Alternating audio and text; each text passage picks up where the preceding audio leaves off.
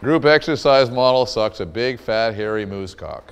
And Greg was the one who taught me in the early days of this thing that we should be doing personal training, that you have to, in fact.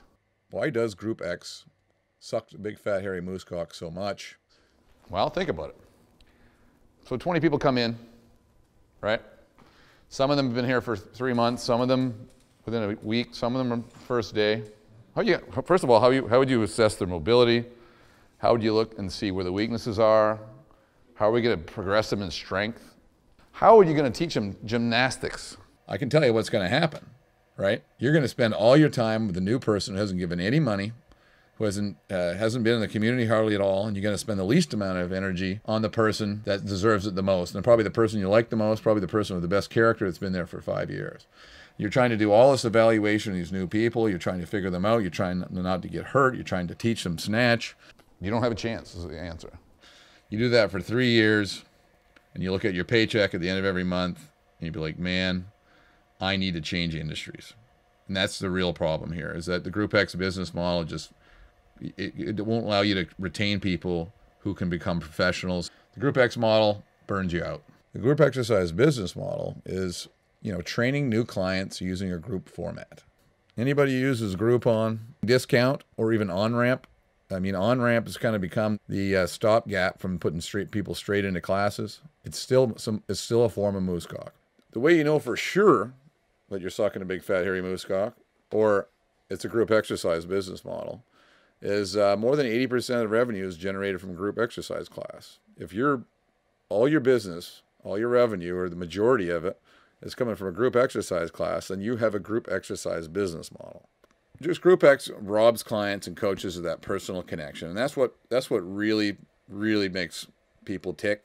A one-on-one personal training just develops that bond between the client and the coach that'll last for years. We've had clients that, if they left, it'd be like leaving a family member.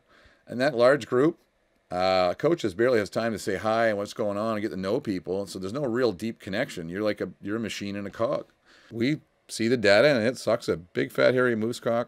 Next, it burns out coaches, and coach turnover is pretty high. It requires intense micromanagement of staff and scheduling.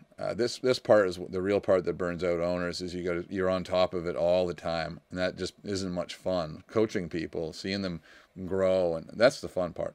The admin costs are high from this micromanagement, and then the one that breaks your heart is the coach that you love and spend all this time with. He's like, man, I'm gonna go next door and start my own affiliate and take a third of your clients, and then the heartache back and forth between that, right? That's a byproduct of this Group X biz model. The concept is so insane, in fact, when I started looking at the data. I've probably talked to 500 business owners by now. Group X, the big thing that people want to measure is how many clients you got, how many clients. I hear that one all the time. It's not the real relevant stat. What we want to be measuring is revenue, profit, owner hours on the floor is huge, coach pay. Coaches aren't making any money. You know what's happening next. Client and all big, and that's the hard data we got the numbers on. The soft data, which we need better tools and systems to really measure, but we're getting there, is client retention, client referral, coach burnout, which leads to coach burnout, and owner burnout.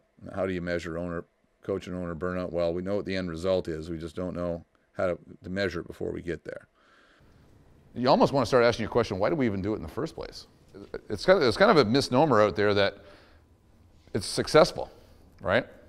It's not.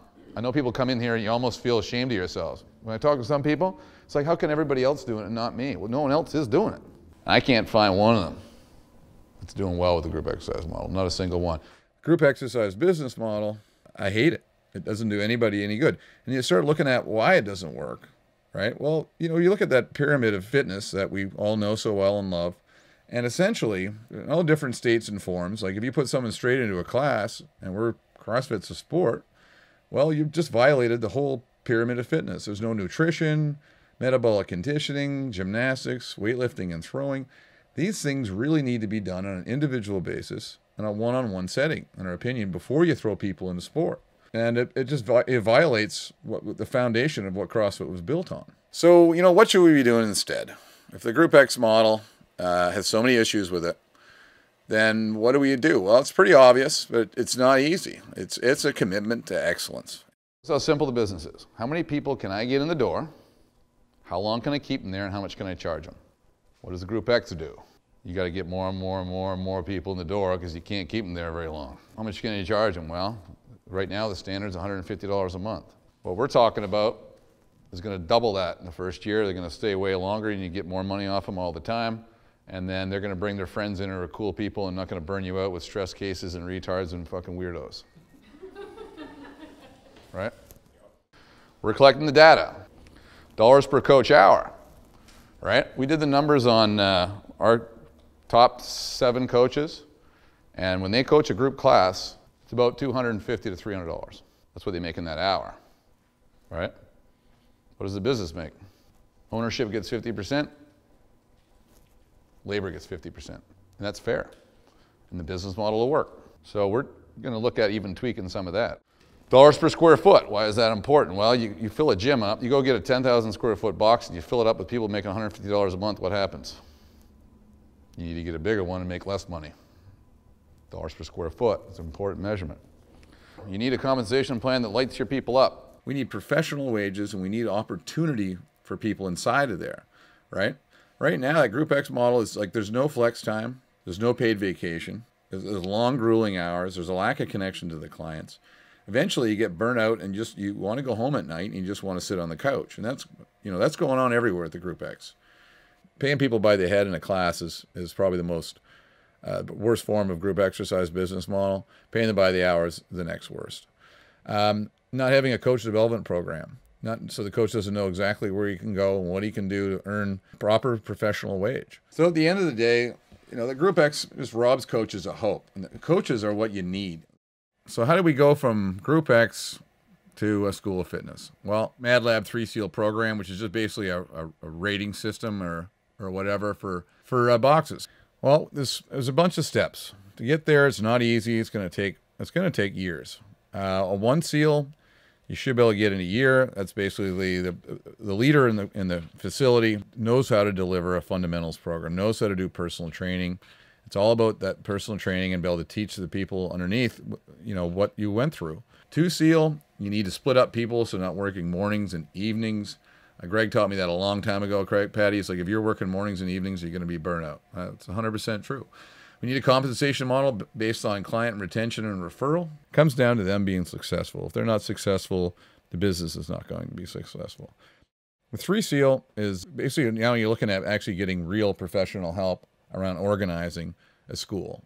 We have provincial school accreditation that allows us access to the GI Bill, student loans, government bursaries, a whole host of things. And we need to have that accreditation, you need things like an advisory committee, school secretary position, chief technical officer. And once you have those things in place, everything else flows. And now you just need to have people bought into the company. Now you have the best partners, like best coaches now own part of the company. And then eventually you can sell your shares off. So, you want to retire.